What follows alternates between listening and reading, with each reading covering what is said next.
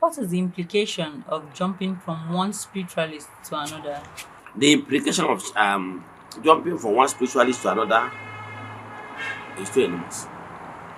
And if you must know, when you are jumping from one spiritualist to another, you spend more. It's time wasting. Because when you move to another person, the person might start over and over again what you have done with the previous person.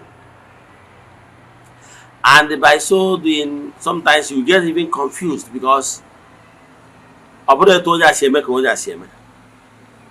Yes. And again, you spend more.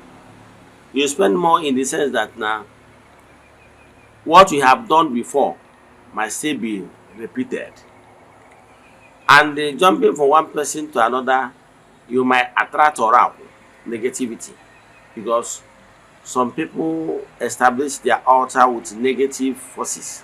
I can tell you, some people will not tell you. Let me shock you. Now, do you know that n'ọbụrụ onye ọbụla na-eme bụ a spiritualist, okay, onye ọdịnala, dibịa, ji ike ọdịnala alụ ọrụ, do you know? Do you know no nwere some spiritualists, whether ma ọ na-arụ as pastor ma ọ na-arụ as dibịa, traditionalists, do you know no nwere some of them not into occult, do you know? Do you know that not no enwere mmadụ nwere ike iji ike occult power wee na-afụ ụzọ, do you know?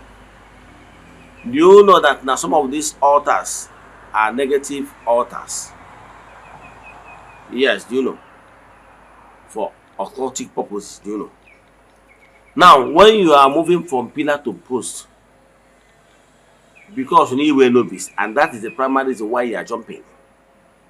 And once you are jumping, sometimes it's Oyuku and Siaboki. And there is Oyuku and Siaboki. And they will not lose no Ekotaro or the Ekotaria.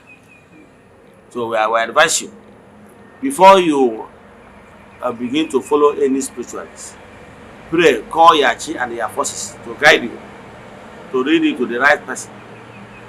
And once you are with the right person, sometimes you don't know because you got to how things work.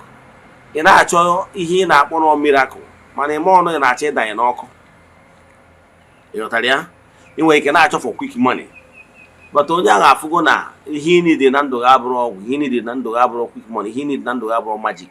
Mana o nwere ike ọ dịghị ọsịsọ, ị chọrọ ka oge Chukwu ruo, ị chọrọ ka ihe bụ oke ruo ya, ka ihe chọrọ ka emerụ abarakata abara. Ịda izie n'aka ndị chamgbu. Then emele gị ịdabuski bahose. Daalụ.